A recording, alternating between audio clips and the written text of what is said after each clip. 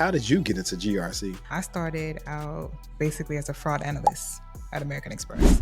And I was pursuing that. There was a certain situation at work that needed a lot of investigation. So it was pretty much a guest that we had that was causing like a fraud ring around American Express with different gold cards and platinum cards and different users. So it was this really big project they were working on, involved legal and arresting them. I was just very interested in like how you stole passwords, how did you hack this account, how did this person know you? And from being on that project, I got into compliance and risk, and that's what started my GRC journey.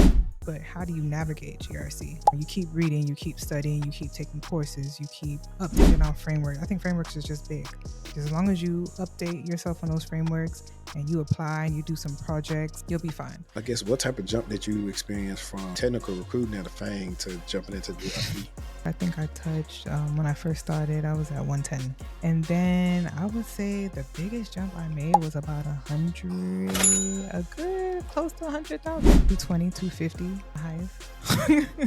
My aim one day is to touch 300, you know? 300, 350.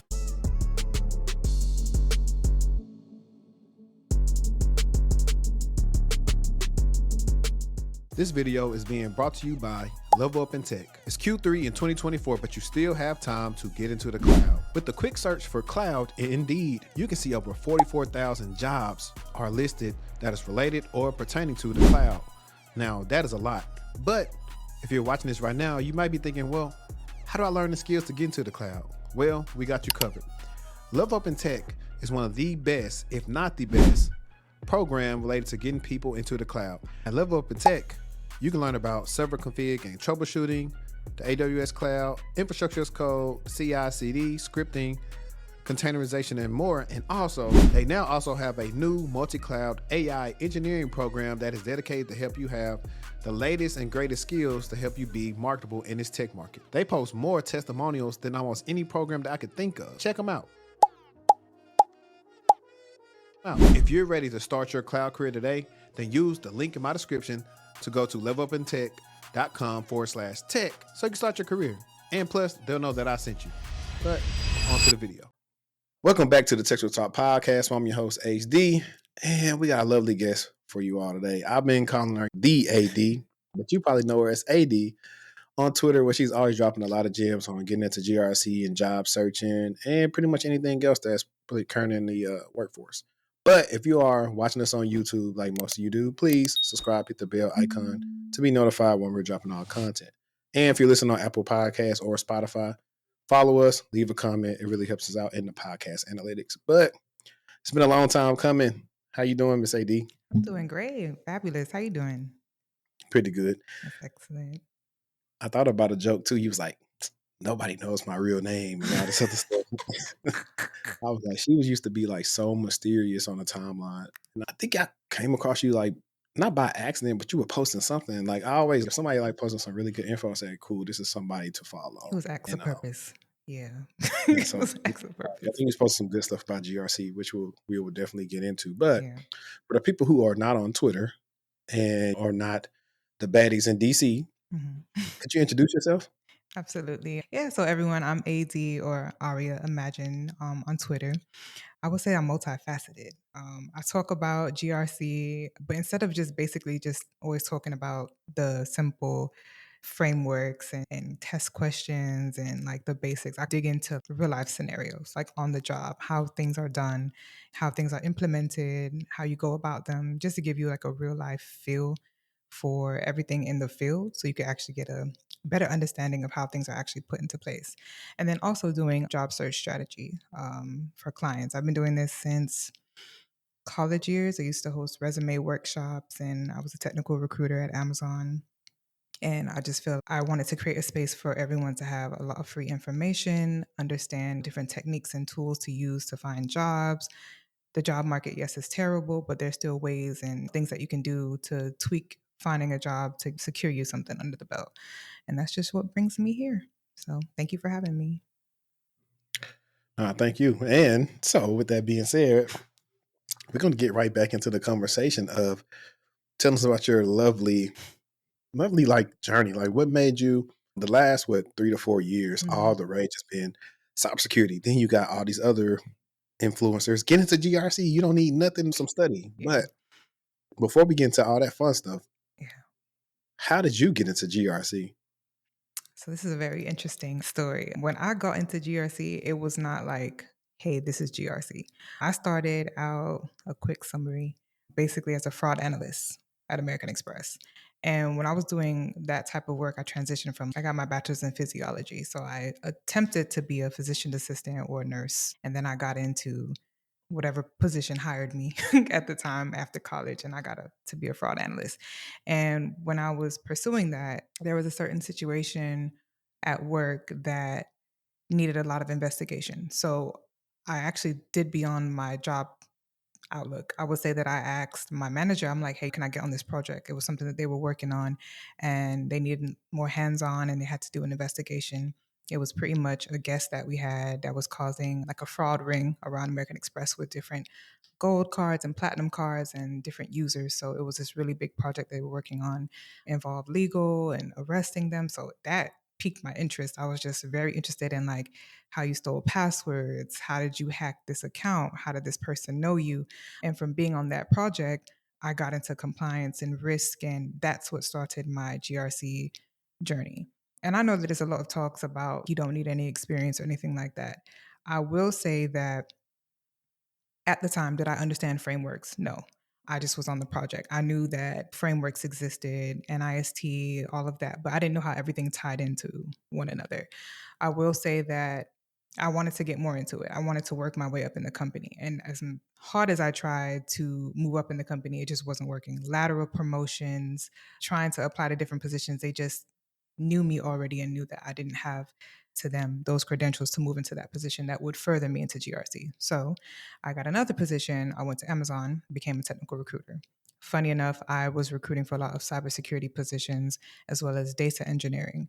And upon looking at all the cybersecurity positions, that's where I actually met with hiring managers and I sat in on pods and I understood frameworks. I had to learn what frameworks were, what they did. I sat in on assignments and projects and I listened to interviews of people talking about projects that they did from internships or from their mentors and just trying to get into the field.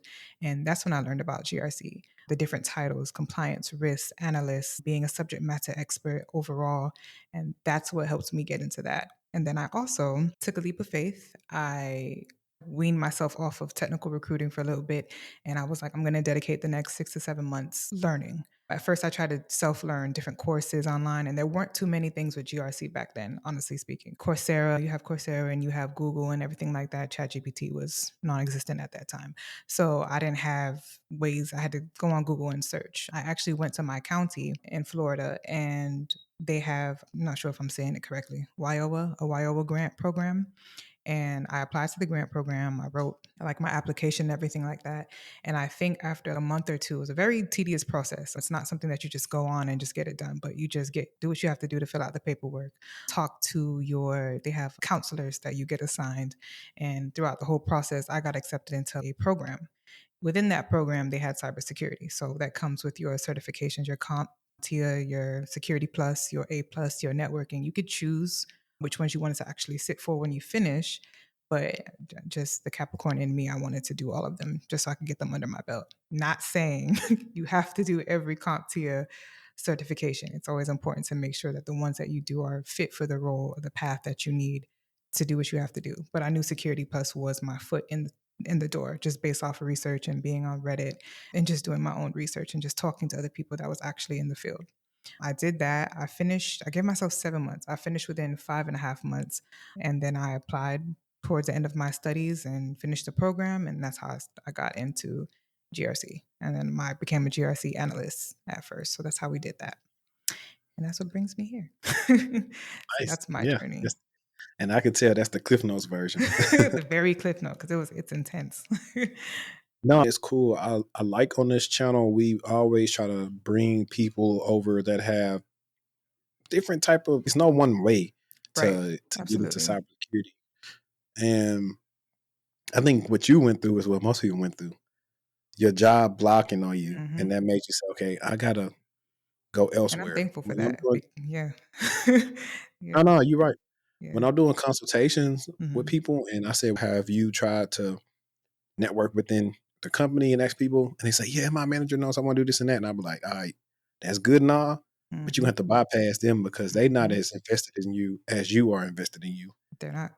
And And when I they try see to you get elevating too, that's hard because it's like I came in with one resume. They already know me. They know what I'm doing. They know where I've been. They know my department. They know my work ethic. So, not saying it was bad, but it was like, we know you don't know frameworks. We know you don't have the essential core tools yet. Like you're just getting into the project that it's interesting and something you want to pursue. So, should we take a chance on you? Was how they were feeling. And I didn't have the time to keep going back and forth and try to do this. So, I was just like, all right, I'm going to try one more time. And if I'm not able to do it, then I'm just gonna go. I'm just gonna find out how I can get it. And I felt deterred at the time because I felt like I went backwards. How did I go from fraud analyst, then I went to a technical recruiter? But lo and behold, just faith of a mustard seed, God had a different plan. I did that and I was recruiting for cybersecurity. And I thought I was just gonna recruit for those roles and that was it. But no, I had to study. I had to go learn what candidates knew these frameworks, how were they implemented. So I studied upon studying, then I got myself into a program and then I moved my way forward. So it wasn't an off track. It was just a different route to take to get into it.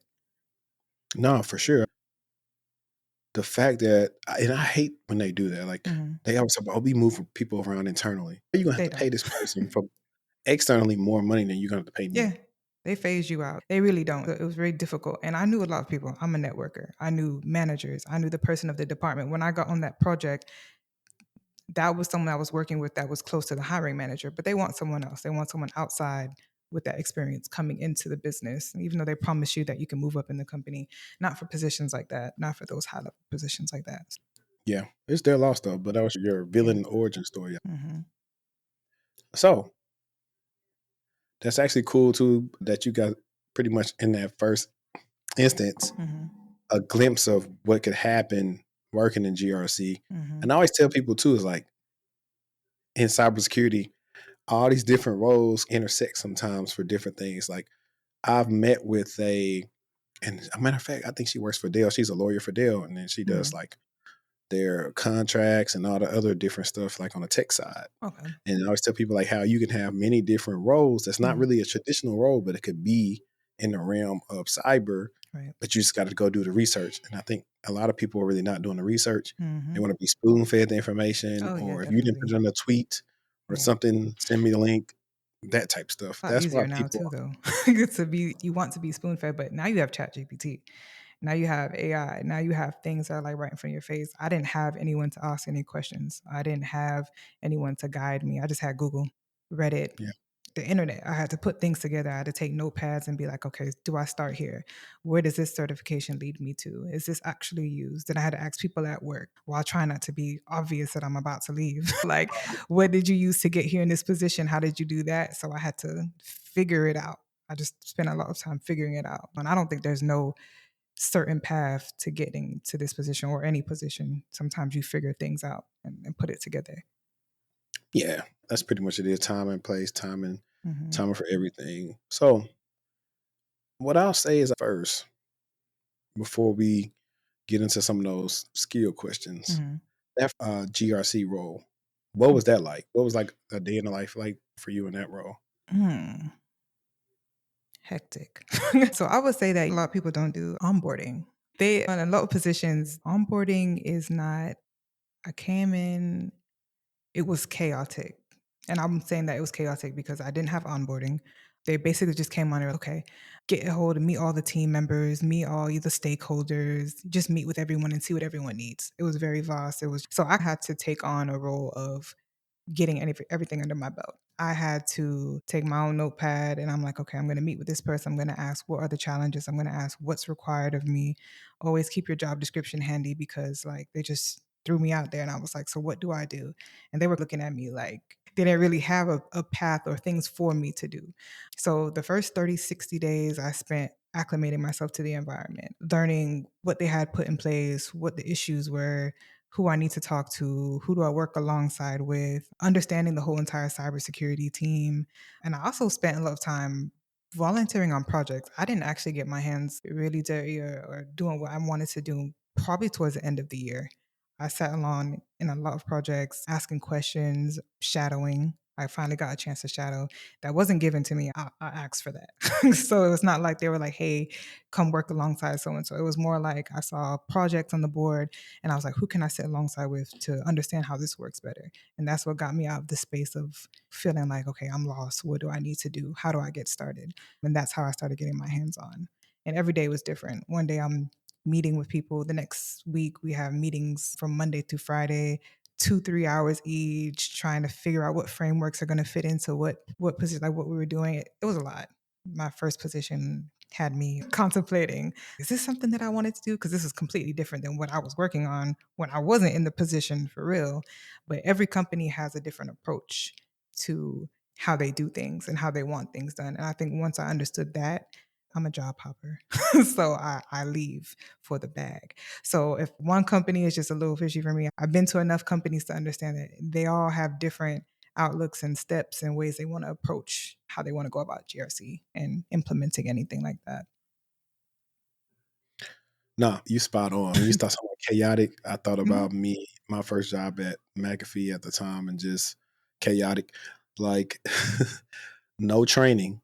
Mm-mm. Still to this day, no training. And None. I tell people that a lot. I think I can't remember what episode I was doing or talking to somebody, and I was telling them like, "I'm just gonna keep the being with you, chief. I'm just not gonna give you no real training." I was like, "I can't tell you the last time I was trained. I probably was showed 2 days. Like this is where this is and this, but get to Mhm. work." I was like, "You are in a beautiful position if you got a company that got a training plan for you." Right. Um, One of my recent clients, he just started at Yahoo, not but a couple of weeks ago, and he Oh, told okay. me, laid me. I said, "We got, I think 3 months or something like that, where he Mhm. training. He gonna be on day shift doing this and this." I was like, "Yeah, that's a good company." I say a lot of people not Yeah. getting that. They might get a week or two, if that, and just thrown in the fire.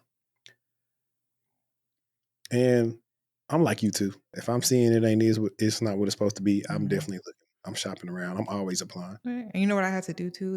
It's not funny now that I think about it. I took, like, my job description, okay, because I always keep that on handy because I always make sure that I'm not doing more than what was asked of me. If stuff starts sounding funny, I'm like, "Was this originally discussed? Is this on my duties? Is this in the scope that says and more?" If it says and more, I'm really weary. And more what? I need to make sure that everything's aligned. And when I think about it, I made my own plan of like how I want to come in on Mondays, what I want to address on Tuesdays, what I want to do on Wednesdays, how I want to end my week. I'm thinking about my typical day was never the same because I schedule myself. So I'm like, okay, so when I come in, I want to review any alerts, any incidences. I have morning meetings with my team, my check-ins, discuss any projects, any compliance deadlines, anything that we need to meet. I might review some progress on like policy implementations, discuss the results of an assessment, and then this is like throughout my day because it keeps me grounded despite the meetings that I have to. Mid morning, maybe I'm like doing my risk assessment. So I know right before lunch, I'm doing all my risk assessments, my audits that I need to do, anyone I need to contact. I might review access controls. And then after lunch, I did all that grunt work. Now I want to update risk registers, maybe just document and log some things like that. And then towards the end, I might meet with another department, see what's happening. I didn't get that from anyone else. I got that because after observing the environment and talking with everyone, I'm like, okay, so if I structure myself and I come in from the weekend, this is what's going to help me phase out like everything for the week. And then when I have my one-on-ones, which I had to schedule on my own, they were not scheduled for me. I was able to back myself up. This is what I did. This is what was done. This is what I assessed. This is what I figured out. And I had that for myself just to back myself up because a lot of times no onboarding, no type of schedule. It's really nothing. It's just like a free for all kind of. Yeah, for sure. I know you gotta be your biggest advocate. Mhm. You got to. Yeah, absolutely. I tell them, look, from the inception of the first call, or if we're gonna do coaching, whether it's big or small, every Mhm. little thing you did down. Yeah, everything. Put all them things in Jira so you can say, hey, this is why I need a raise. I did 100 things this year and I Yeah, knocked them even the all stuff out. not in Jira, I call it a brag sheet. I talk about it on Twitter all the time. I'm like, y'all don't forget to write on your brag sheets because that's important. One time was using something I wrote somewhere else and I pulled up my brag sheet. I was like, oh, I forgot three amazing things that I did this past quarter. Let me go update you, and that helped. Everything that you've done helps. So I keep that brag sheet updated. Absolutely. Yeah. So you said some cool words Hmm. when you were talking earlier. And I would like for you to tell the audience what is a risk assessment? Hmm, it's a lot of things. How can I break it down? Just do it in layman's terms. Like you was doing interview questions. Hey, explain to me what is a risk assessment as if you were talking to a 5-year-old. Okay. So instead of saying it what it is actually, I'm just gonna speak broadly. So first of all, risk assessments are crucial. In my time of finding out what I need to do, I figure out what part of the day I want to do risk assessments. Just previously being in the position, I've been in positions where people do risk assessments all day. There's no timeline to actually do them, but if you structure yourself out, then that's you have a time to do risk assessments, and it's pretty crucial. So first you like identify everything, right? So your first step is to always identify any assets that need to be like protected: physical servers, your computers, digital, so customer data, intellectual property. So for example, if I'm assessing a new cloud-based system, the assets might include data stored in the cloud and the applications that are actually running on it. Once that's identified, then we're going to move on to identifying potential like threats and vulnerabilities, which I call like the fun stuff. And threats can be anything from your typical cyber attacks or natural disasters, Florida, hurricanes, hail, anything that can happen. And then that's going to exploit those threats. So, for example, again, like if that cloud system that we have lacks that multi factor authentication, this is now signifying a really big vulnerability because we're lacking that. Once that's done, once we always assess and we figure out like the threats and vulnerabilities and we have them identified, now it's time to assess that type of impact. What's the actual impact and likelihood of these risks actually happening, actually occurring now that we have them identified? And that refers to damages, loss, or anything of that nature. Now, the likelihood is a probability of the risk actually occurring. Cyber attacks happen all the time. But if a cyber attack was to happen on a cloud system, it could have a high impact due to the sensitive data that was involved on it. But if we had a stronger security measure, then that likelihood might be really low. It may not happen at all. Once that's done, then we evaluate like the existing controls. So different places have different controls that are put in place. I just evaluate like technical, like your firewalls, encryption, and then sometimes administrative, which a lot of people overlook, right? So your policies and your training programs, which are pretty crucial. You might think that it's simple, but it's pretty crucial.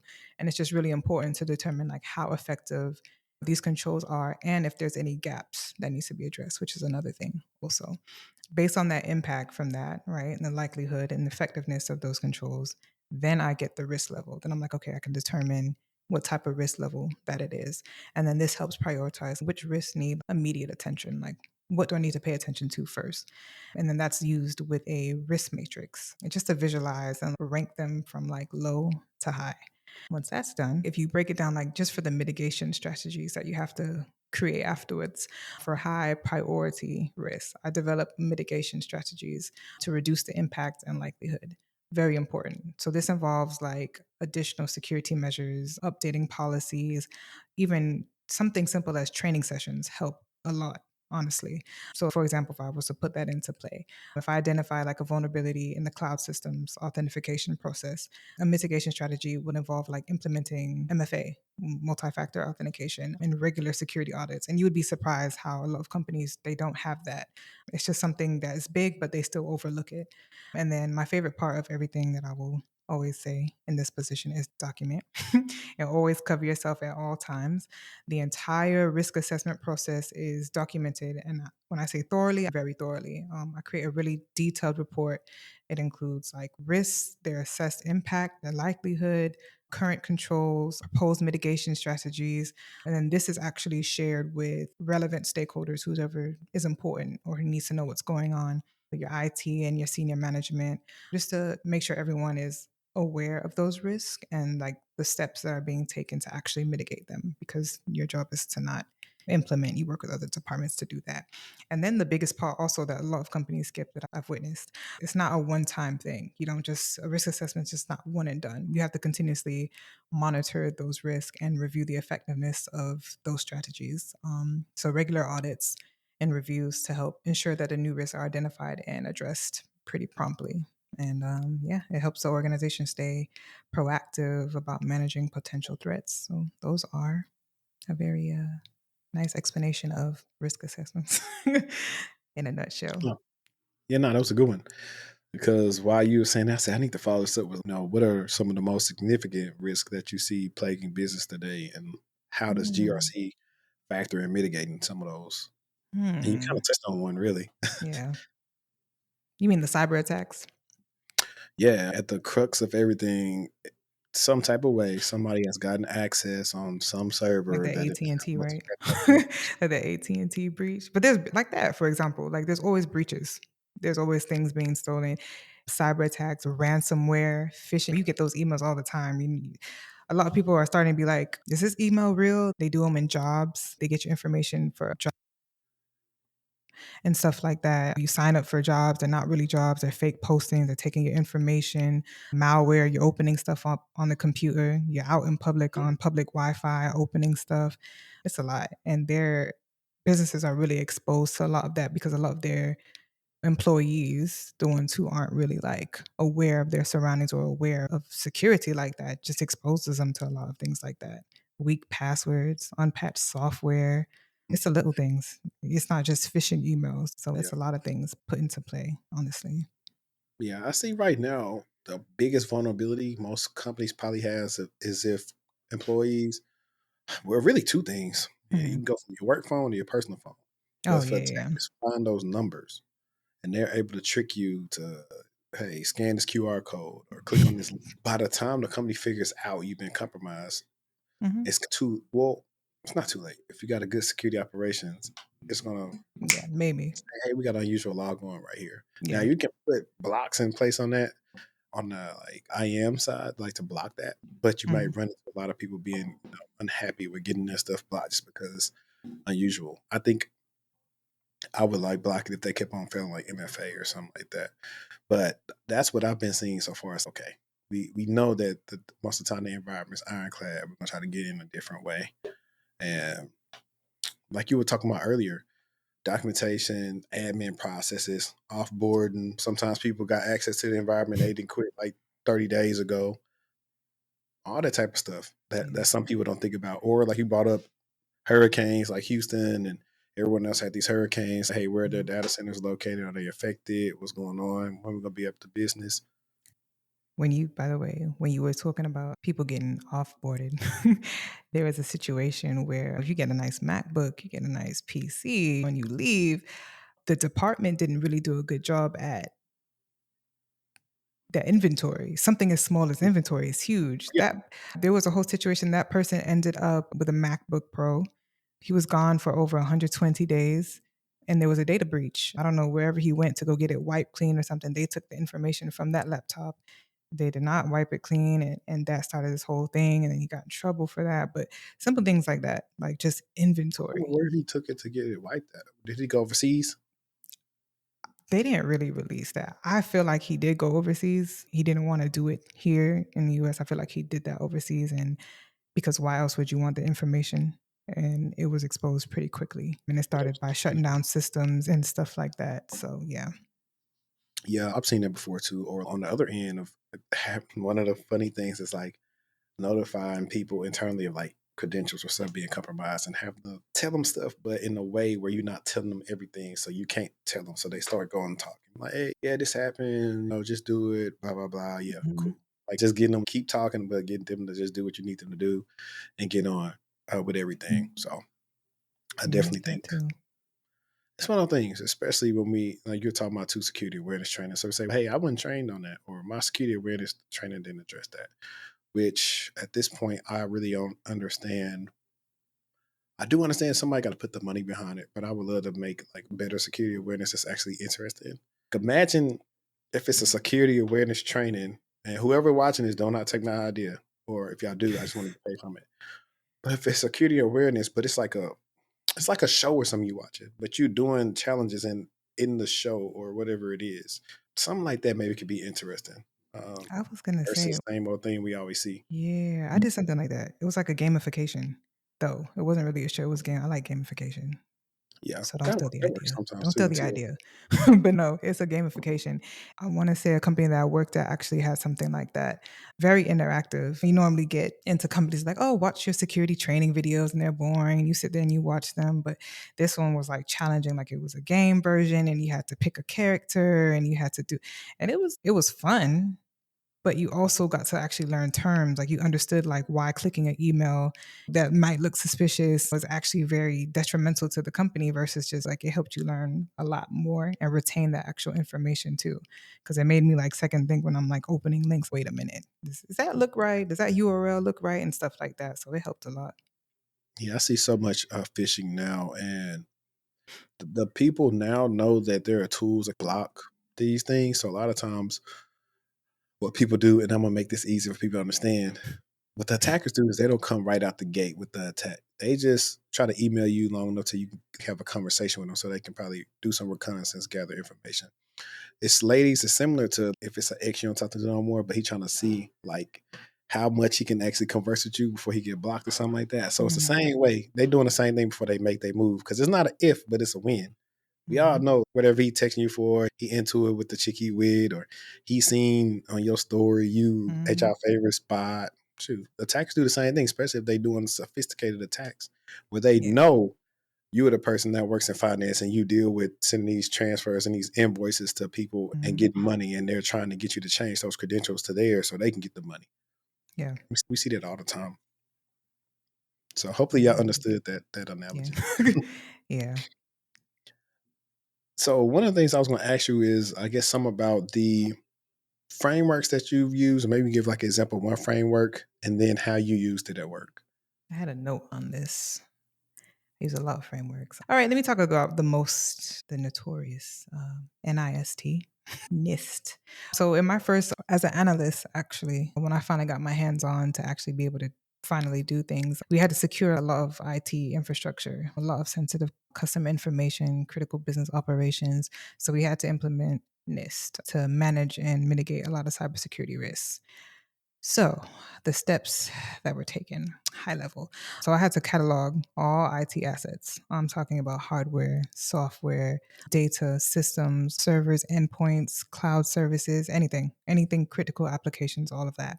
And I had to understand the role of these assets within the business process. It doesn't make sense to take inventory of all of that and not know how they work, right? Or not understand which assets were like most critical to business and stuff like that. So, you need to know their functions and how they play a role in the business.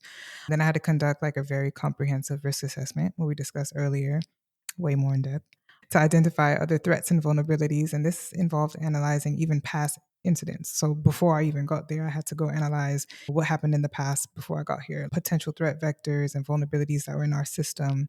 I had to study those as well. Once that was done, I established like a governance structure for cybersecurity. So defining like the roles and responsibilities, almost like a RACI chart that just helps you identify who's responsible for what. When this happens, who do we talk to? How do we get this situated just to make everything more organized and easier? And of course, we had to appoint, and we already had our CISO, our Chief Information Security Officer. Once that was done, I implemented like strong access control measures. So MFA, multi-factor authentication, and also most importantly, role-based access controls, which is RBAC, just to limit access to sensitive data. Was not implemented. A lot of companies don't really think about role access. A lot of people have access to things they shouldn't have. They only know that when they start clicking around on things and touching things. They don't automatically know that until they start doing things, and they shouldn't be able to have that access. And as we talked about security awareness training earlier, I rolled out like a security awareness training program for all employees, tailored to different roles within organizations. So that took time as well. This was phishing simulations, and they were actually uh, they were tricky. They're made to be tricky on purpose a little bit, just so you can practice understanding and identifying like when emails come in, just to be aware, just to be on your toes. So the phishing simulations are actually very challenging, to say the least, and just best practices for data protection overall. I enhance the data encryption both in transit and at rest, basically just enhancing data security, right? So encryptioning emails, securing data transfers within VPNs, virtual private networks. So employees who travel, some of them go on VPN networks, or some people who are not supposed to travel go get on VPN networks, and that could be a risk also as well. That's a different topic. But once that was done, I developed and documented a lot of policies for handling and protecting information. So data classification policies, incident response plans are huge to have. I created templates for that, and procedures for secure software development as well. Once that was done, I set up systems and with the team, of course, to monitor network traffic and user behavior for anomalies and just strange behavior. And this involved like deploying like a lot of intrusion detection systems and security information and event management tools. And I established a monitoring program just to regularly check for security incidents and automated alerts and regular audits to help us stay on our toes, to watch out for things that come about that we don't see all the time. And then I feel like it's really important to have a formal process for detecting and reporting security incidences, which is not always implemented at every company. So this included clear escalation plans and paths and things to do and predefined response actions. Once that's done, I think we're on to the respond part. Once that's done, you develop and test a lot of incident response plans. So this is a plan that outlines like all the steps for containing and mitigating security incidences, any communication protocols, recovery procedures, and then it's really important that during an incident that you have communication, right? So during incidences, we have to have that predefined communication strategy to inform stakeholders, employees, customers, regulatory. As soon as anything that happens, we're supposed to communicate, and there's a proper way to address everyone without panic and stuff like that. So we put that into place. And then we have immediate steps that were taken to contain and mitigate those incidences. And that includes also maybe having to include isolating like affected systems, applying patches, even restoring for backup if we have to. And then we use insights from previous incidents as well to continue to improve like our security posture. So updating policies, like I was saying earlier, enhancing training and refining detection and response processes. And then the last phase I would say is like recovery. So I'm really big on having a disaster recovery plan just to restore operations quickly after an incident, because I've been in positions where after one is everyone's frazzled, like they don't know what to do, there's no plans put in place, everything's back to like negative square one, not even at square one. And it's important to review and improve those strategies as things happen, and we learn from incidences that happen and base it on what worked the first time, what didn't work, and what we didn't try. And then we have our post recovery that we communicate with stakeholders and just have that transparency. So, all in all, I would pretty much say that NIST improves security posture. I know that from using it from my previous experience, it just reduces attacks being so successful. It's just quicker detection and response times and increased employee awareness, because once the employees, a lot of things happen because a lot of employees may allow that door to be open. So when that is put in place, it makes it a little bit easier to have that done. So that's how we use NIST. That was my very first time using NIST and understanding that framework and how to implement it. Very thorough, very detailed. Of course, there's a lot more, but that's a NIST framework. No, and if I had do I have my hand clap things over here? I definitely give a round of applause for that. Matter of fact, let me see what I got over here. Give you that. Never mind, it's not showing up. No, you gave a master class on that, because I've been asked before on interviews about the incident response process, and yeah, and then when That's you like were a talking, nutshell because it's thorough and it's in depth and it's okay. But the fun part is you always have guidance. It's not like you have to know this at the top of your head. You have templates, you have things online, you have controls that you actually, it's, for me, it's almost like plug and chug. You're not really doing this from scratch. It's not difficult at all. It's just protocols that you follow. yeah, definitely. And then while you were talking, I was just thinking about when we were responding, and based on the magnitude of it, how many updates we do, and who has to be included, and if it's this application or whatever, what stakeholders do we include in this Mhm. message? And like you say, our lessons learned after whatever's happening, that we put these new rules into to monitor for, or reach out to these people, or Mhm. everything always comes together. And I think one of the biggest issues sometimes when it comes to cybersecurity programs is people are trying to have everybody in too many silos, and that's why you have Mhm. incidents. Whereas you need to have, if it's once a week or once every 3 weeks or once a quarter, all the teams need to just have some type of stand up and talk about what they're working on. Absolutely. to just know what Get on the you same page. doing. Yeah, Yeah. absolutely. I think that's what probably what the leaders do all day just to make sure. Because then based on your industry will also determine your crown jewels or the things that you care about. Going into my next question was about like how do you keep up with the latest cyber attacks and trends? Hmm. I See, you could have just plugged my show in. Like, I watch your show. That's how I keep up. I do, but I have you on Twitter as well, so I see everything, but I'm nosy, so I'm gonna always keep up with things that's in the cyber news. You know how you open up your phone and you go to I have Google, and then the Google tabs, Homepage. I think I curated my Google to have updated news. Every time I open it, it's just all cybersecurity, it's all text. Besides being in like different groups that I'm in, yeah, I just have industry news and publications on my phone, whether it's CSO Online or Google News. I'm a part of professional organizations like ISACA and ISC2 and the SANS Institute. And then you go on LinkedIn every now and then, you see things or news. But I'm also on a lot of security forums and communities as well.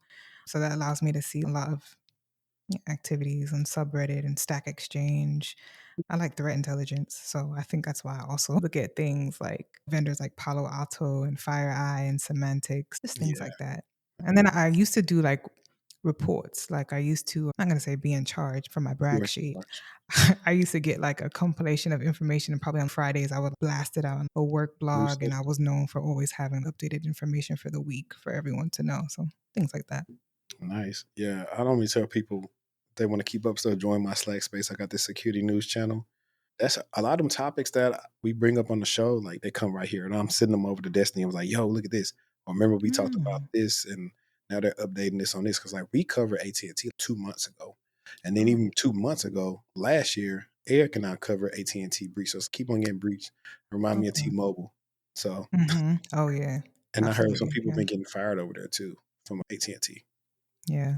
So that Hmm. that definitely sucks because at the end of the day, sometimes it's not even the little people. Somebody who is in charge is their fault. Who Yeah, goes first? absolutely. Yeah, I agree. Yeah. All right, so here's a fun one. We always talk about this, and this is an impromptu question, so you don't necessarily have notes on this. Okay. Should a person go to school? And I won't necessarily say for GRC because I don't know if there are any GRC degrees. But should a person that wants to get into GRC get some type of formal education, or should they just go to the certifications that they always try to tell you to get into GRC? So this is actually it's funny. I stay out of this conversation just for two reasons. I have degrees. I'm degreed up. I will honestly say that I only say that because even though my bachelor's is different from my master's, I got my master's in like computer science. That was after I decided that's what I wanted to do. And then I did Get your information bachelor's degree. assurance and cybersecurity. Those weren't always majors back then. Those are new and upcoming. So I decided just to do that just because I like school. I like learning. A degree gives you a solid foundation and a broad understanding of the field, right? So a degree in info security or cybersecurity or info systems, it can cover like a wide range of topics, right? So risk management, network security, ethical hacking, and it includes hands-on labs and projects. Some of them, not all of them, that's things that you have to figure out. And it opens doors to a variety of roles, and it's often a requirement for more advanced positions. I can honestly say, knock on wood, all the positions I've had, of course, they do background checks and they see like where you went to school and everything like that, but they did not prioritize a degree.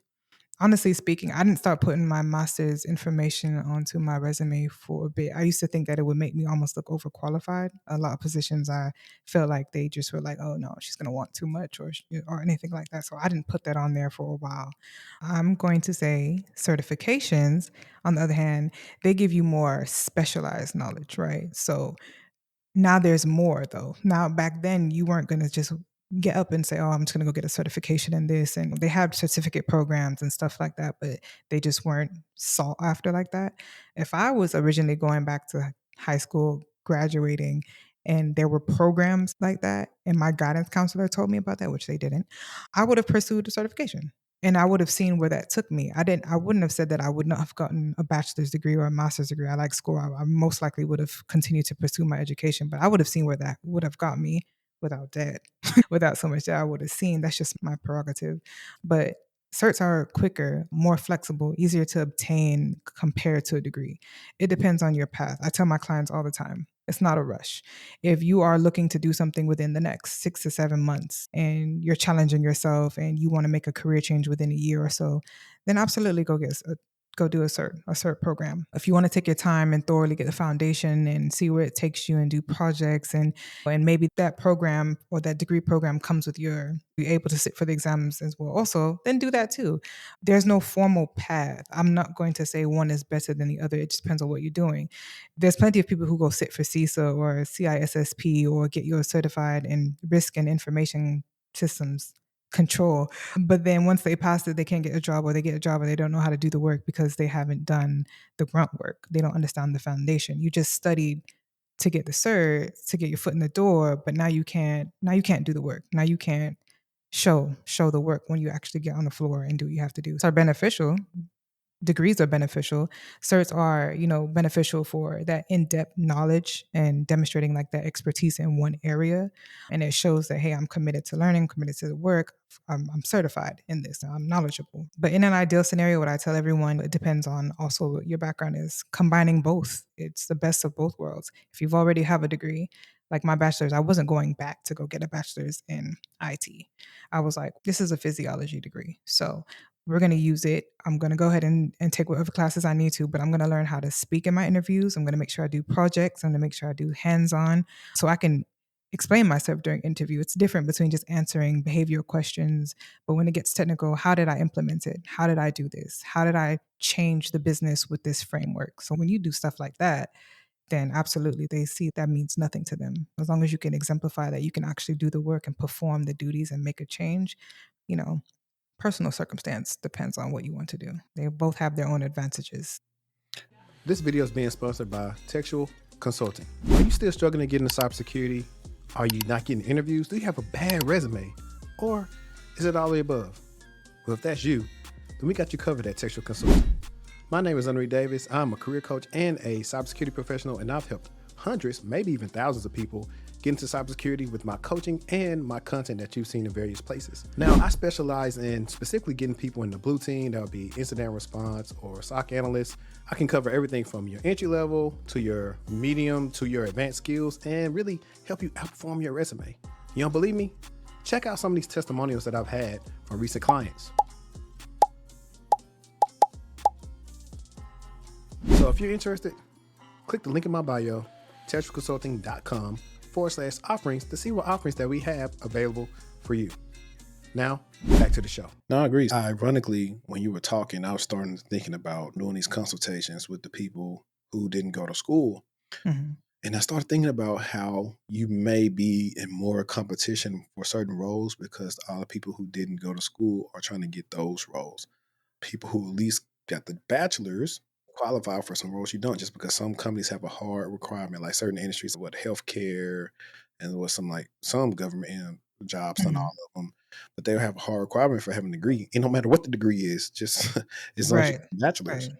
And so I starting to see that as things are phasing out more and more, you're having a lot of people starting to speak up on some of the certifications are useless. They need to be more hands-on so people can Mm-hmm. have some type of aptitude to say they know how to do something.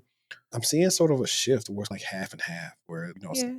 the certifications or build up on your skills, or Mm-hmm. at least like you say, when you go to college, it rounds out that experience and helps you out in some different ways.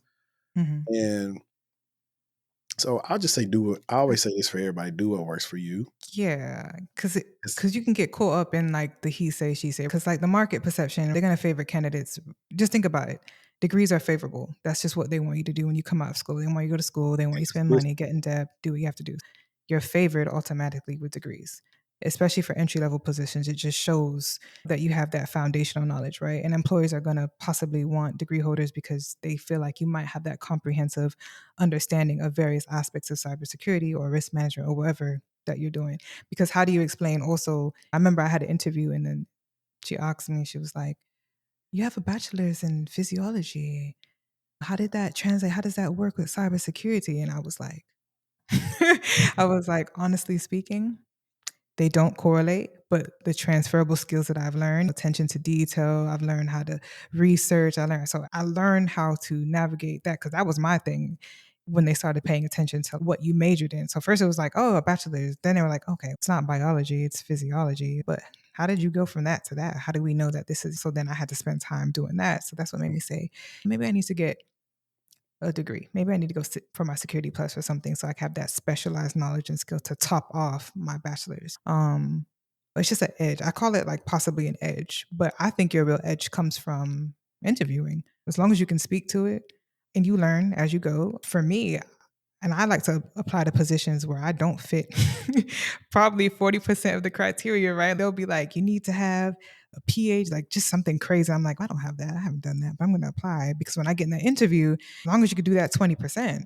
and you can sell yourself in the interview, that's all that matters. So Yeah, honestly, it's up to you. that's facts. And that's one of my goals too. It's like, hey, time we get this resume done, all this, my job is to get you to get interviews as quick as possible because that's learning experience. No matter what I say, Mhm. it's showtime once that Zoom meeting starts. Yeah, game based. Absolutely. Yeah. It just depends. Some people don't have time. Some people are like, I just want to sit for the exam. I just want it on my resume. I want to say that I sat for it and I did it and call it a day. They just want to have it and that's it. And you have those who've never sat for the exam and they can sell themselves. I didn't get my CISO or anything until I got it because I was like, maybe I should have it because I've been doing this now. They didn't ask me. They would be under requirements and preferred, and I bypassed all of that. CISSP too. That wasn't on my plan. I don't like taking tests, Yeah. honestly. I plan on trying to get into CISSP by September, but I just Yeah, gotta keep studying. yeah. Just focus on the It was domains I don't know. yeah. It's just a lot. If you're great at test taking, sure, why not? I just didn't feel like at that time. I was like, it's not important. But then I was like, that's like a physical trainer not looking the physical part. Like maybe I should possibly look like the product I'm trying to sell. So I'm like, maybe I should actually try to get those certs just in case. Knock on wood, they haven't really asked me for anything like that and anything. So I just have it just in case. So Right. All right. So I know we covered what you should and shouldn't do, but what are the typical certifications that you see on some GRC job applications? And we just do it real quick. We don't have to spend a long time on it. yeah. So there's a debate go back and forth about your CompTIA Security Plus. I think it's entry level. I don't think it's nothing negative to have. It's a nice foundational one to get in the door. I always see CISA. It's globally recognized and it focuses on auditing control. I like that better if you want to do like IT auditing. Mm. But IT auditing too is great with GRC too. Nothing wrong with that. It helps you understand controls and everything like that. But it's really domain focused. I would say that your CISA, CRISC. That's another one. It just helps you show that you understand how to lead projects, identify and mitigate risks. I love that. And then your CISSP, the big one, very comprehensive, but that requires you to have experience and so like that. And And be then endorsed by another person that got the CISSP as well. yeah, and CISM. I think those are the top ones. Hmm. And CISM. That's more managing though, the more managing side of the information security. I haven't seen the CISM one on a lot of positions. I've seen them recently when I was doing some for some clients. But honestly, when they put together a lot of job things, I think because they chat GPT everything possibly or whatever, they just put any type of certs that they feel like go for GRC, you know. But it doesn't mean that certs are defining what you know or what you understand or your foundational knowledge. It just shows that you passed your test, but can you actually Yeah, do the work? You know? for sure. For sure.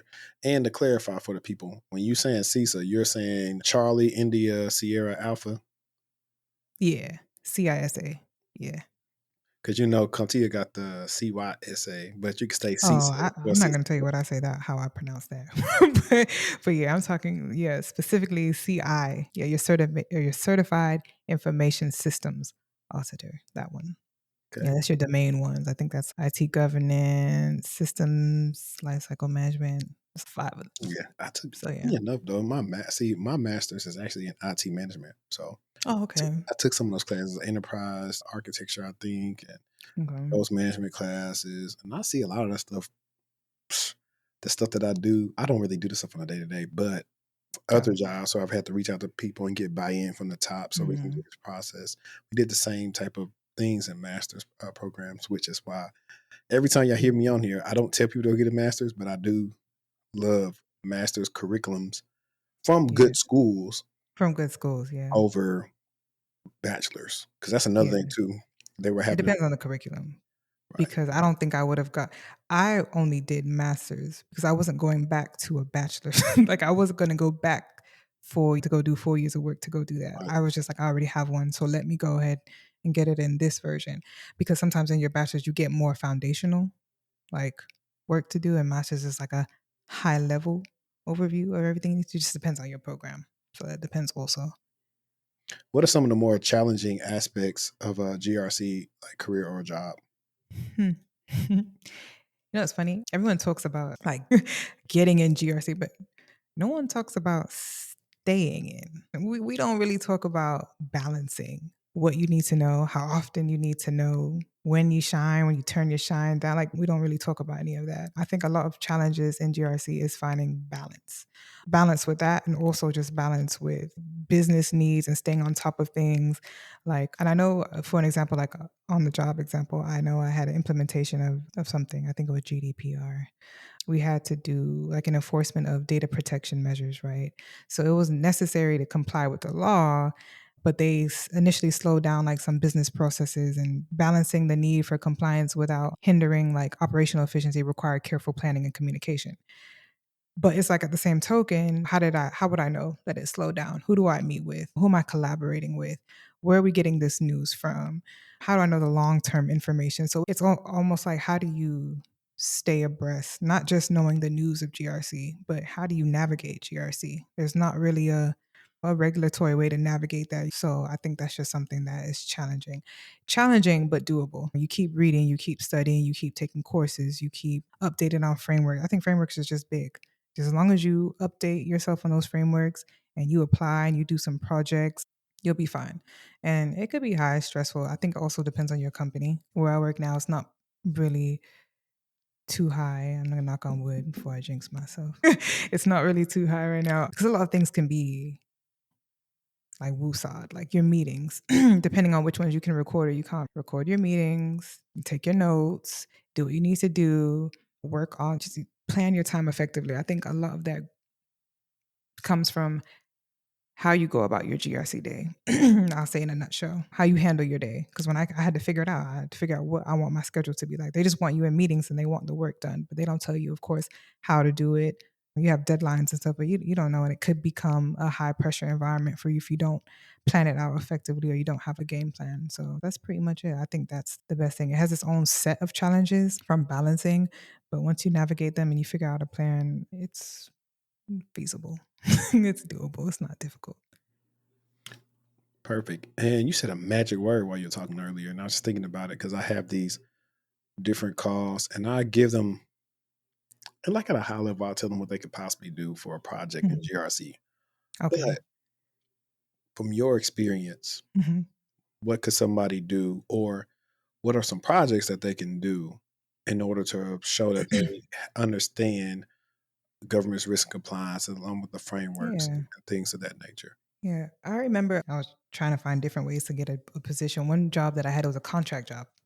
And I just wanted some more practice. I know I was really scared because I know my last GRC was at that position at American Express where I was on that project. And then after I did technical recruiting, so I was between learning and that program, we had projects, but not like that. Like I needed more. I would need more to speak to having a revised resume and having my bullet points. I need to speak more to that. So what I did was when I went on, was it Indeed? And I just put in GRC, a company came up. I picked one. And then before or after I applied to it, I think I applied to it, and then when the recruiter reached out to me, I developed and created like a mock, like comprehensive risk assessment framework for it. Like I just made it. I just made it for him. Very simple. I did a risk assessment based off information that I found on the internet. Of course, it can't be like really thorough and stuff because I'm not really an employee there. I don't know, but developing a risk register, using the template, tracking risks, making it up, just putting it together helps. It helps with anything. So when I had my interview, And after the recruiter and I met with the person before the hiring manager, I was like, this is what I can do. I created this and I saw this. I went to your website and I saw this information. And they were like really impressed. That was my first contract position. But they were really impressed because it was just something so simple. But I got practice because then when I got into it, I was like, oh, this is what you really need. Really, I did it already. And it just helped me put more projects and stuff under my belt. You could have a compliance management system, create a system to manage and track like compliance with the regulations and standards. So GDPR, CCPA, HIPAA, health hospitals are great ways to start doing your projects a lot. SOX compliance. I have projects for days. I give my clients projects. I give them projects and I do a lot of workshops. I know I wanted to talk about, not here, but I'm just saying overall, I do a lot of them in my previous position, but I like hands-on workshops. So I do a lot of those. But developing any type of compliance management system to track compliance is good. Assessing levels and security awareness and stuff like that. Those are great projects to do. You're never going to forget them. You're never going to forget the steps that you took. You're never going to forget how you implemented it, how you found the information. It's going to stick and it's going to make it a lot smoother and easier when you get into the actual position. And then when you're in the interview, speaking against it and speaking about it, you don't have to say, oh, I created this project. You speak like you actually did the project already on a real life position, and they'll see how you implemented it and they'll see that you know that foundational information, and then you're all set. So Thank you for those tidbits of yeah. information. We definitely have not plugged in your company yet, and we need to Oh. plug it in because I know Yeah. people are going to be trying to get in touch with you after this. Mhm. What is that name? I know I'll have it in the description by the time this is out, It's but just so I can let yeah, the I'll listeners. give you the link. But I call it Pursuitly. Pursuitly. So it's a combination. It's a job search strategy. So I have one where I search and apply to jobs for you. And I do that because I know you've seen the discourse about, oh, I applied to 493, and people are like, oh, I only apply to 5 to 10 jobs a day. And I'm an advocate for hard work. I'm not going to say that you didn't do your best. So I don't know what situation you come from. I understand it's a sensitive situation, but I've been unemployed before. I chose applying to jobs over sleep. I don't sleep till I'm rich. I don't sleep till I have it. So that's just me. I apply to jobs for people because I understand techniques and tools to use, or I try different things, whether it's going on LinkedIn and typing in hire now or hiring now in your state, hiring now in this tool, or you punch in a tool, Jira, or you punch in Confluence and you see who's hiring. Then you filter it out to 7 days or 24 hours, and then you see who's on there, and then you reach out to the person with the hiring manager or recruiter and you send your resume over. You just Mhm. do what you got to do. So I do that for people. I do job search strategy calls too. So if you prefer to do it yourself, I'll show you how to like use your job titles you're looking for and not getting caught up in job titles. That's another thing that I talk about. Use your tools and niche down. Your job search becomes a lot easier when you figure out a certain area that you're like really significant in, and it makes it a lot easier for you to find things that you need to do. We have that, and then I have my GRC talk where I create roadmaps and really intense plans for people, and they're not challenging. They're just on your time frame. Hey, I have 6 months. Hey, I have 12 months. Hey, I want to do this in a year. And I always say to take your time. It's not a rush because you want to make sure you understand foundational things. So that encompasses Pursuitly. So job searching, career coaching, and then your GRC career coaching as well. So all three. Cool. We'll definitely have all that information in the description because Yeah. you're like, oh my God, Thank they've been you. blowing me up, I especially know, the right? I'm gonna GRC. tweet you. So we know the answers to this already, but what are the newbies doing wrong when it comes to getting into GRC? They are all over the place. And it's okay. I'm not going to sit here and say that you're necessarily doing it wrong. You just don't, there's no absolute right way to do it. You are just finding yourself in Reddit, on Google, on ChatGPT, on TikTok, listening to different people, starting off one plan, you're buying courses, you're not finishing your courses. You're buying a bunch of courses, you're not finishing. And that's why I tweet how I tweet, because you're buying all these things. You might learn about the framework, but you don't know how to implement it. You've not done a project. You're not sitting down making a game plan. A lot of my clients, no offense or anything like that, they just need that handheld guidance. Not, what to do a lot of times. It's a combination of what and how and when and how does it apply to everything like that. So they're just all over the place. They're not picking a track and sticking to it. They're looking at salaries and they're picking the salaries based off the titles and they're stuck on the titles. And I'm like, don't be stuck on the titles because a GRC analyst at American Express is a different GRC analyst at Visa. You may not be doing the same. You could be doing less at Visa and make more, and you're doing way more at American Express. So it's important to understand like job scopes and things like that and things of that nature. So they're just not tunnel vision on information, and being all over the place gets them flustered and tired and annoyed, and then they feel like GRC is hard. It's hard to get into. It's a very vast field and you can get lost. And that's with anything, getting information and where to start, and how to get things done. And that's it. And once you just have that guidance, you're pretty much on the ball, on the roll now. So, I like that you said that, and you were very educated in your response because me, I say a whole bunch of stuff like a lot of times. I sent you yeah. the guy earlier, which I went to his page. He got a lot of experience on his LinkedIn, Hmm. but I think he currently looking for a job now. Hmm.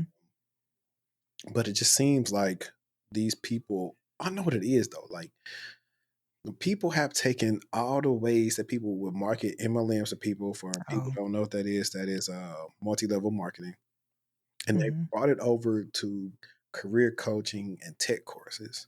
And a lot of times, what they do some of the same tactics. And MLM, if you go to any MLM meeting, where of course, 9 times out of 10, the person met you like at a Starbucks or something, or they see you in the mall, and then they're gonna tell you to come to some office Hmm. where everybody's pumped up.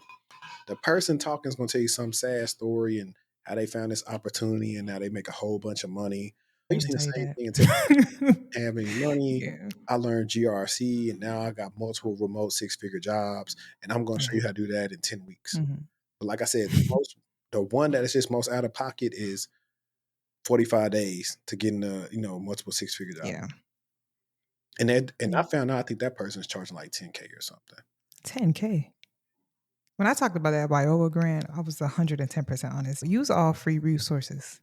Any the, Right. the internet is free. ChatGPT is free. I know I always talk about that, and I didn't have that when I was starting out and everything. None of But it. Google was still free. I put together a curriculum for myself, and then I started going on Coursera and buying courses, and then I was like, okay, I know what I know.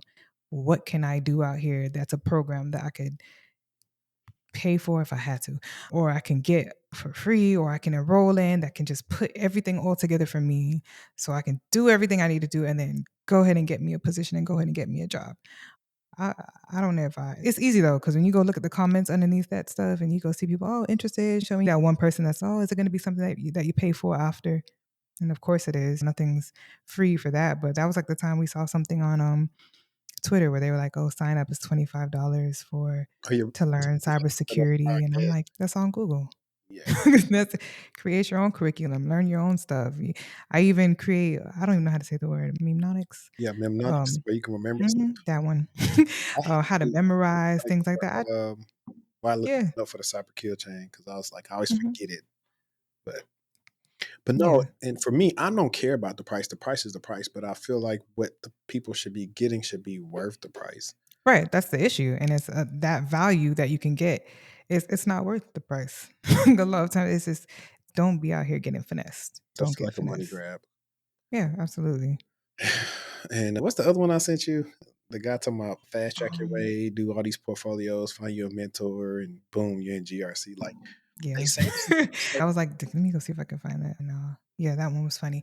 That one, I don't know. I feel like they just do that for content making, just to get on TikTok. And because he said that one was a network security. Is that what he said? I saw. I looked at it, but then I kind of I got off of it. Yeah, and everyone in the comments was like, oh, okay, I'm gonna do that. Oh, that's fine. I'm just like, no, that's off. That's not even the right. I think he said something about like network security or something like that. Yeah, No. I don't know. You gotta do research to see also. A lot of people just put a lot of fluff, and that's another thing that they get lost in. And I'm not gonna say get lost is wrong because you go and you do your research online and people that you feel like you may can trust and they're spewing out information and they're just doing it for content or grabs or money and now you're lost because they gave you some wrong information. So that does tend to happen. But you gotta be cautious and take heed when you're taking information. Everything on the internet is not real. You can't listen to everyone. So Yeah, that's why I go LinkedIn's, I go see if you did talks anywhere else, and I try to see if it lines up with everything you're saying yeah, that too. because it is easy to trick people. Like we see the biggest one is, oh, you want a remote? I'm in Italy because I'm in tech. I can do this program and eventually you will be able to go work from anywhere and work in Italy and stuff Hmm. like that, which possibly can happen. But in the way that they advertise it, it's just okay, bro. I get it. I ain't mad at the hustle. If a sucker gonna pay you $10,000, $15,000 to get into a niched area, GRC by all means, they're the fool. Yeah. Can't Yeah. even. I don't think we just cyber met a couple of months ago. But I know one woman. She took this particular program, and I seen her Mm-hmm. for a while acting like she was looking for a job or something. So I would try to reach out. She got mad Hmm. when I asked about the program, but I really was trying to see, yo, everything good? Like you took this program, you paid this money, it's not Yeah. helping you. But she was so distraught about the program, she was blocking all her blessings. But I think the thing that was killing me Yeah. is I'm like the old people a little bit when it comes to people with no experience at all whatsoever, and they're trying to tell everybody I'm only interested in the remote. I'm like, well, you don't really got the Yeah. leg to stand on to say that right now. You just Right. need to be able to get in. After you get your You need to experience, get in. then Yeah, you can say that. absolutely. Yeah. I'm like, that's why you're complaining about not finding a job, but you are limiting your options because you're Yeah. You competing gotta be with everybody flexible. else. Yeah. And sometimes too, like a lot of positions I know, like when I do them for my clients, they'll say work from home, fully remote only. I applied to a position that said hybrid. When they got the call back and they spoke to a recruiter, they were actually just saying it's actually a fully remote role. She couldn't explain why it said hybrid, but it ended up being a fully remote role. And that worked in her favor. That worked in her benefit. But we would have skipped over that had I just been like, oh, okay, it's hybrid. Forget it. Yeah, I You got ran to into take that too chances. with a role that said on site, and the recruiter's like, "No, it's remote." I was like, "Oh, Hmm. Yeah, bet." that's it. And sometimes they say on site too. So Mhm. you never know, also. And I'll share my sentiments about this, and you said something about this earlier. But the job market, we see so much on Twitter about the job market is bad, it's trash. Which, in a Hmm. sense, I get that sentiment. But what I'm seeing is it's really harder just for people who don't have the experience. Yeah. For experienced individuals or people that's got 5 to 10, 10 to 15 years, that's got a solid network, Yeah. there's no shortage of recruiters following their DMs or interviewing. It's Yeah. the other people competing with the people who've been sold the dream. Hey, there's a cybersecurity shortage. There's a million Hmm. jobs out there that's not filled, which is totally false. Yeah. And that's, I think, where all the entry level people are struggling. Every entry level person, most of them, depending on what path they want to go, but they're all doing the same thing. Hmm. And that's the issue that they run into. They look like everybody else's resume, so they don't have anything to set them apart. So that is where Yeah. the benefit of having coaching or a mentor comes into play, because they can tell you the stuff that those courses that you buy are not telling Yeah. In regards to that too, entry level is not always entry level too. Like they'll say entry level, but they already want you coming off the back with experience. So I piggyback. Obviously, my clients are, I do have some that are already in the GRC field and they just want on the job assistance. But the ones that are like transitioning over or they're doing a career swap, I'm like, let's strengthen your foundation. Let's make sure you have that strong GRC principles under your belt and your concepts. It could be hard landing a job, but your job is to at least get in the door. I also have a Google spreadsheet that I had, it's still up, for referrals, right? So I have people who are referral ambassadors, so they're offering referrals to their job, and then people who are looking for referrals, so they sign up. We can't control our network I've been at working. all. Can you hear me? Oh, that was weird. So we have people that are looking for positions and people that refer to positions. And I always say networking is great. And it's who you all the time and possibly not always what you know. And if you're finding a hard job, if it's a hard job for you getting a job and it's entry level, consider taking like additional courses in between looking for positions. Get a certification that you don't have if you're looking for that position. That practical experience is invaluable.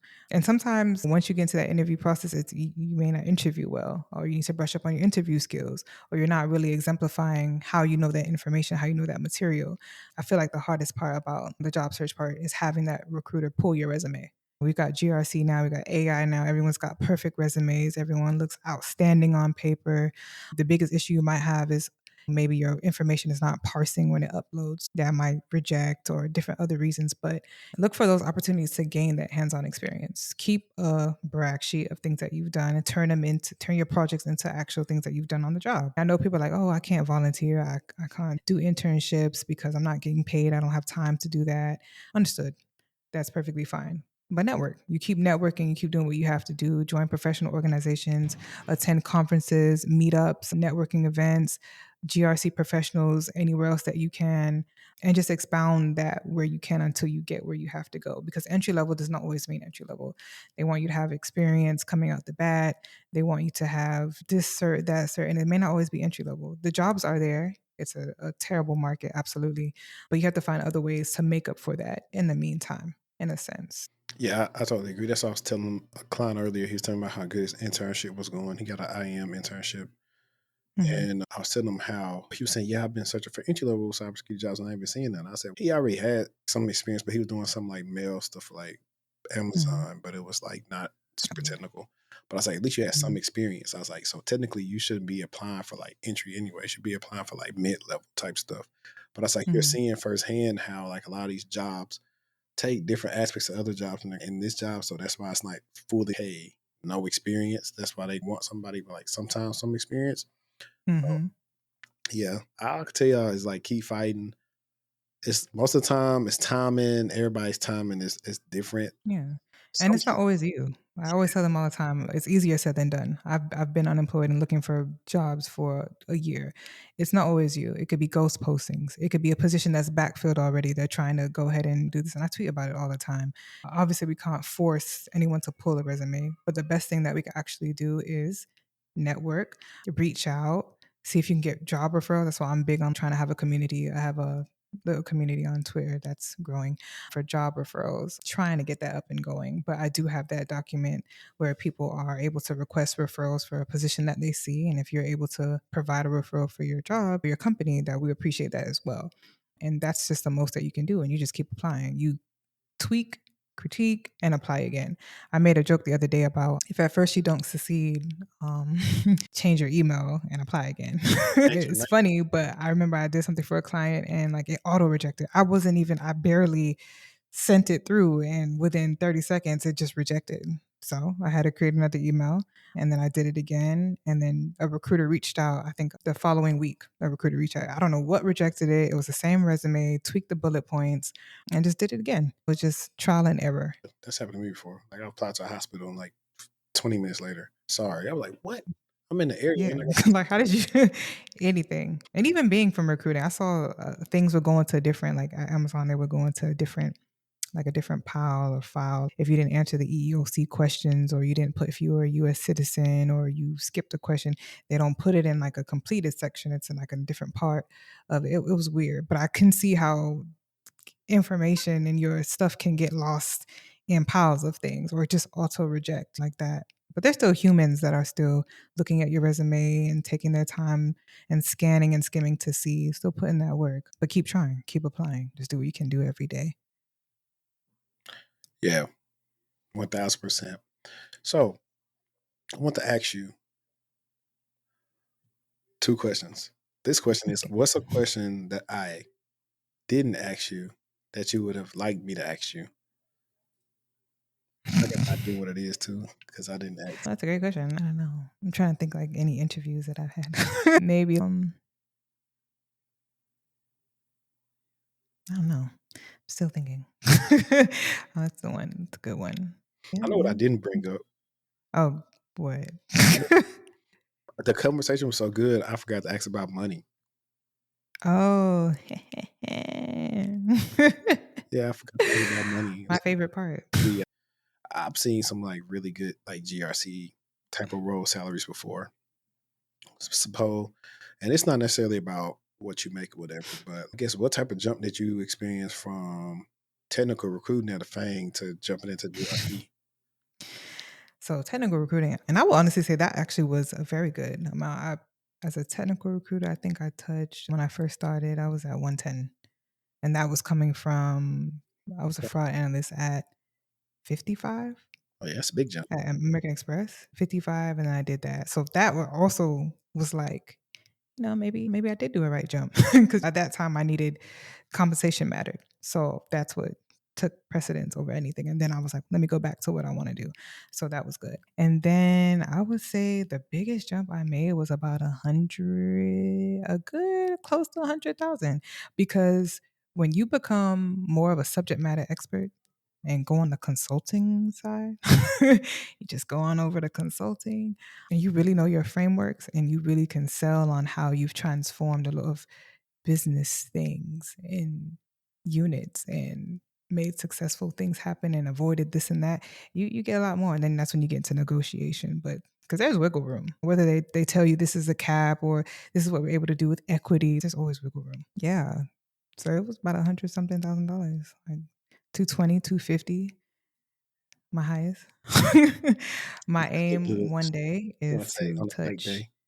300, 300, 350, because it's out there when you can actually search it. I saw on LinkedIn the other day, it was a $280,000 GRC manager or GRC. I think it was like a GRC manager or director of management, comma GRC. And you would lead a team. I think it was like 3 teams you'd actually lead. And it was all framework based. It was on site, framework based. It was somewhere in, I think, New York. But they're out there. If you like to job hop, and that's absolutely there.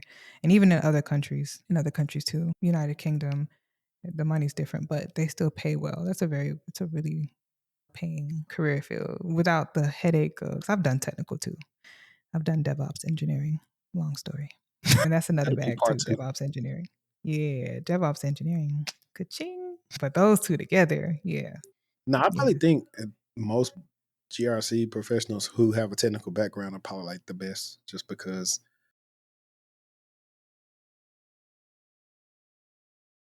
know the ins and outs of kind of what needs to be done here, and then at a high level what they need to do, and they can speak and talk and get the respect of the engineers as well as the Mm-hmm. stakeholders. So Yeah. definitely. So I know what I'm gonna title this. Yeah. But um, is there? I'm trying to think. When I was looking for a position, is there? I don't think I've actually seen a position for GRC under 150, 140. I don't think, like, when I, like, especially for my clients. And so obviously chief compliance officers, that's 200,000, and mhm. vice president, VPs, and director of risk management. But when you say things like, that's why I said don't get caught up in titles. A director of risk management at a position I saw from my client, it was not the regular scope of a risk. It was not a lot of work that I would assume would be for the actual position. It was actually really, they were just really responsible for identifying, analyzing, and partially mitigating risks. They would work alongside a team that would actually do the mitigation, but they just needed to identify and analyze. And really and truly to direct that for 200, I think it was between the minimum, and the max was like 320, 330. But things like that, of that nature, just working closely with different departments to develop risk management for that amount, that's cake. So I always read that job scope because it might be light. For sure. Listen, United, or it was either Change Health CISO, never had a security job Mm. before being a CISO. So I'm like, apply to everything. Yeah. That's what I would That's, do. Real yeah. quick, what would be 3 things you want to lead the audience with? What are 3 things that what? What would be 3 things that you would want to leave the audience with? 3. It's very difficult for an unsimple person like me. Such a Capricorn. Tree things.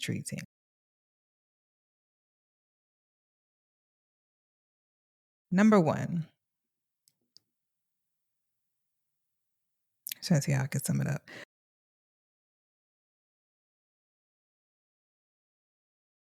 Have a proactive approach, right? Everything's constantly evolving. Continuously learn, study, seek more information. Studying's never done. I've never not picked up a book. I'm never not on a course. I know my friends call sometimes and like, oh, what you doing? I'm like, oh, I'm studying. Dang, girl, when do you not study? Audio books, reading, but I'm just studying. And maybe I should just reading, but I'm always just brushing up on some information, right? Just stay ahead of that. Let's see, number 2. I wonder if I wrap that into number 2. I would say commit to excellence. By that, maybe that ties into the first one, but make a plan. So by committing to excellence, have a solid plan and follow through with that solid plan, right? You can learn and do, but if you're not following alongside a plan, what are you actually doing with that? Commit to finishing the job. Wherever your goal is, achieve that goal. No matter how long it takes, it's not a rush. Don't rush anything. Stop following this person's path, that everyone's path is unconventional. There's no right way to do anything. Your way is going to be the correct way. And number 3, as my good friend would say, she knows who she is. Do the work. And that goes alongside synonymously with committing yourself to excellence. No one out here is going to do it for you. We're sorry that you may be going through this or going through that, but at the end of the day, do that work because it's not going to get done for you. It's a lot of things out here that take time, that take dedication. No one's going to be out here to hold your hand, to do the work for you. You got to do the work to see the results. That's the only way that you're going to see results is if you do the work. And as long as you do the work, you'll get a great outcome. And those are my 3 things that I will leave.